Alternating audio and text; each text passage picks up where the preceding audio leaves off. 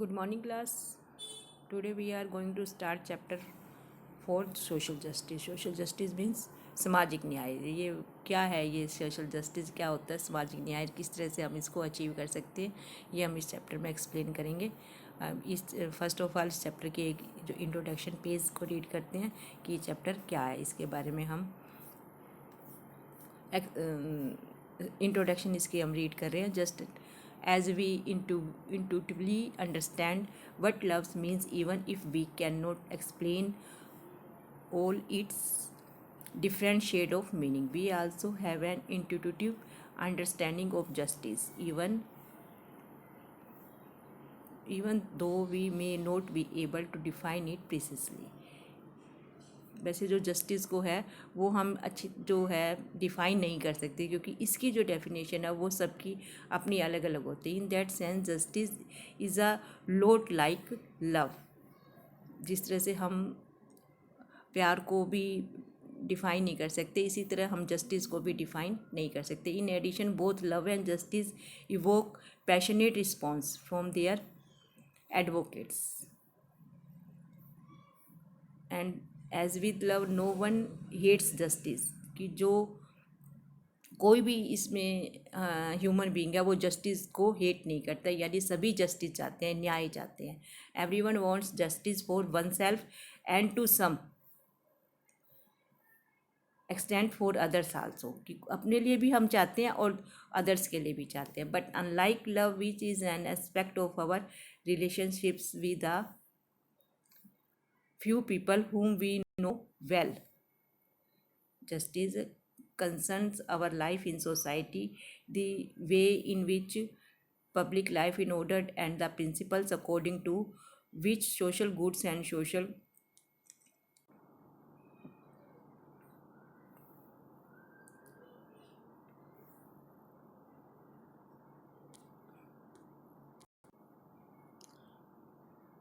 duties are distributed among different member of society.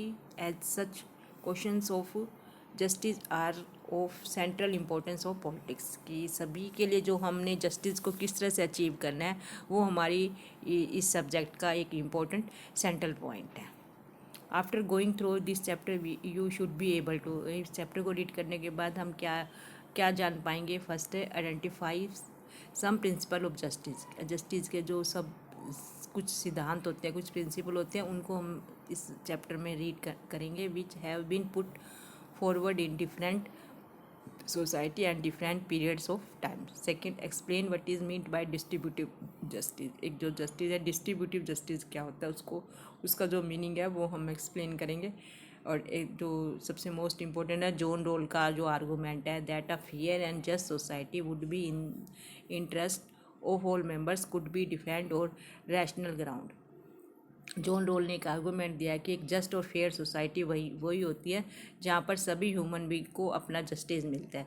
तो इसको हम कैसे अचीव कर सकते हैं, ये हम इस चैप्टर में रीड करेंगे. तो अब ये चैप्टर हम स्टार्ट कर रहे हैं बच्चों.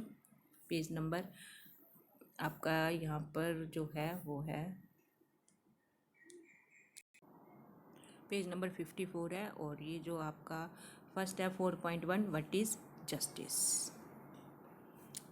All cultures and tradition have grappled with questions of justice, although they may have interpreted the concept in different way. Justice के लिए जो सभी जो सोसाइटीज है, सभी तरह की जो अलग अलग कल्चर होते हैं, उन्होंने जो हैं जस्टिस को डिफ़ाइन किया, लेकिन अपने डिफरेंट वे से, सब ने अपने अपने वे से जस्टिस को डिफ़ाइन किया. For example, in ancient Indian society justice was associated with dharma, and maintaining dharma और a just social order was consider to be a primary duties of king. अगर हम अपने एंशियंट इंडियन सोसाइटी में देखें तो जस्टिस को हमने किससे अटैच किया था, धर्म से अटैच किया था. और धर्म क्या था कि एक ऐसा सोशल ऑर्डर था जहाँ पर जस्टिस देना यानी न्याय देना जो किंग होते थे उनकी एक प्राइमरी ड्यूटी मानी जाती थी.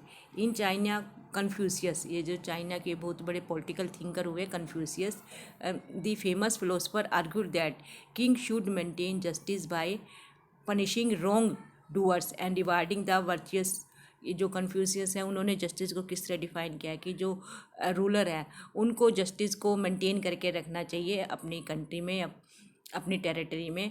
वो कैसे मेंटेन कर सकते हैं कि जो रॉन्ग डूअर्स हैं उनको तो पनिशमेंट देनी चाहिए और जो राइट वर्क करते हैं उनको रिवार्ड देना चाहिए। In 4th century BC in Greek, Plato discuss issues of justice in his book the Republic. ये इन्होंने प्लेटो ने एक बुक लिखी है the Republic.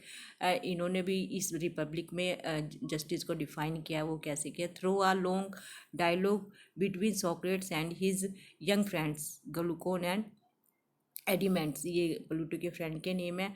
Plato examined why we could be concentrated about justice. The young people asked Socrates why we should be just. They observed that people who are unjust seem to be much better off than those who were just. Those who twist rulers to serve their interest, avoided paying taxes, and were killing to lie and deceitful, were often more successful than those who were truthful and just. If one were smart enough to avoid being caught, then it would seem that being unjust is better than being just. You may have heard people expressing similar sentiments even today.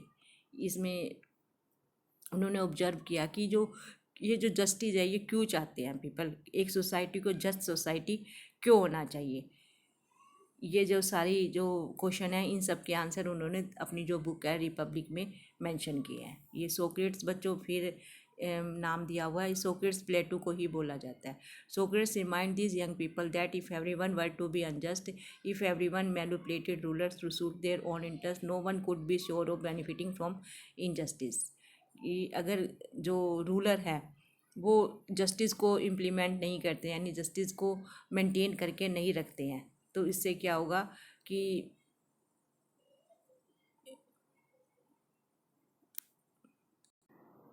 Then क्या होगा, no one could be sure of benefiting from nobody would be secure. इससे क्या होगा कि कोई भी जो है उस टेरिटरी में रहने वाला ह्यूमन बींग सिक्योर नहीं होगा। And this was likely to harm all of them, और इससे सभी का ही जो है वो नुकसान होगा।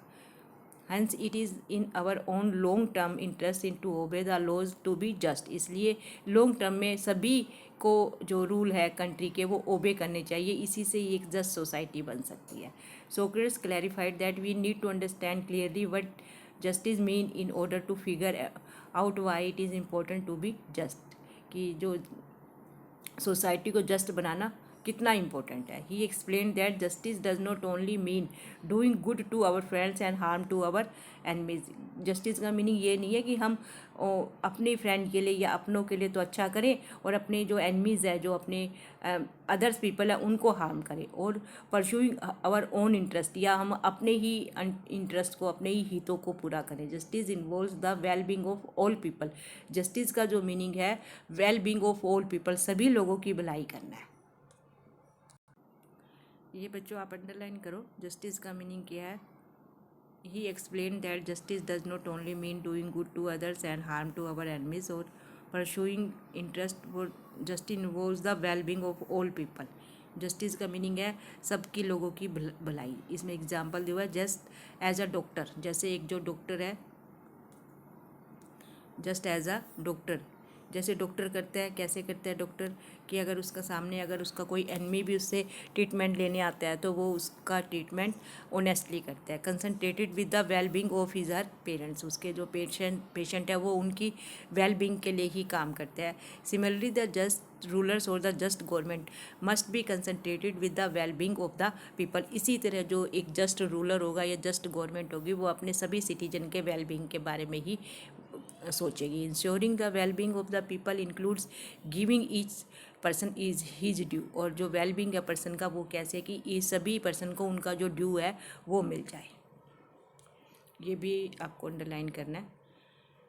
Ensuring well being of the people each person his due, जो उसका ड्यू है वो उसे मिल जाए, यानी जो जो डिजर्व करता है वो उसे अचीव हो जाए। The idea that justice involves giving each person his due continues to be an important part of our present day understanding of justice. यानी कि जो आज की अंडरस्टैंडिंग है जस्टिस के बारे में उसका भी इम्पोर्टेंट पार्ट है कि जो ईच पर्सन का ड्यू है वो उसे मिले. However, our understanding of what is due to a person has changed from the time of Plato. लेकिन ये भी अंडरस्टैंडिंग हमें करनी है कि जो प्लेटो के टाइम जो ड्यू था पर्सन का और जो आज है उसमें बहुत ज़्यादा डिफरेंस आ गया, यानी वो बहुत ज़्यादा चेंज हो गया. Today our understanding of what is just is closely linked to our understanding of what is due to each person as a human being. According to German philosopher Immanuel Kant, ये German philosopher का एक example दिया हुआ है. ये जो can't इम्नुअल can't है इनके बारे में आप पहले भी पढ़ चुके हो. ये जर्मन फिलोसफर है जिन्होंने पॉलिटिक्स के बारे में कई बुक लिखी है. उन्होंने क्या कहा है, ह्यूमन बींग्स पोइजिज डिग्निटी, क्या है कि सभी जो ह्यूमन बींग्स है उनकी डिग्निटी होती है कि वो डिग्निटी रखते हैं. If all persons are granted dignity, अगर सभी पर्सन की डिग्निटी को हम कंसीडर करते हैं, then what is due to each of them is that they have the opportunity to develop their talent and pursue their chosen goals. इसलिए अगर हम सभी की डिग्निटी की इनको मेंटेन करके रखते हैं तो ये हमारे ज़रूरी है कि हम सभी पर्सन को वो अपॉर्चुनिटीज़ दें जहाँ पर वो अपने टैलेंट को और अपने गोल को अचीव कर सके, अपने टैलेंट को डेवलप कर सके और अपने गोल को अचीव कर सके. Justice requires that we give due and equal consideration to all the individuals. तो जस्टिस है वो उसकी क्या डिमांड है, यानी जस्टिस हमें कब मिलेगा. Justice required that we due and equal consideration of all individuals, यानी कि हम सभी का जो इक्वल कंसिडरेशन सभी इंडिविजुअल को दे, किसी को कम या ज़्यादा ना करें, सबको इक्वल कंसिडरेशन की दे जिसमें सभी पर्सन अपने टैलेंट को डेवलप कर सके और अपने जो चूजन गोल है उनको परस्यू कर सके, उनको अचीव कर सके. नेक्स्ट आपका टॉपिक है बच्चों इक्वल ट्रीटमेंट फॉर इक्वल्स. ये ऑफलाइन क्लास में हम अच्छी तरह डिफाइन कर चुके हैं. जो बच्चे क्लास में आते हैं वो इसको समझ भी चुके हैं, लेकिन ये वाला जो टॉपिक है वो हम कल के वीडियो में करेंगे. आज के वीडियो में इतना ही. आप इसको अच्छी तरह सुने और बुक के साथ में ये जो चैप्टर है ये भी रीड करें. Okay student, bye, have a nice day.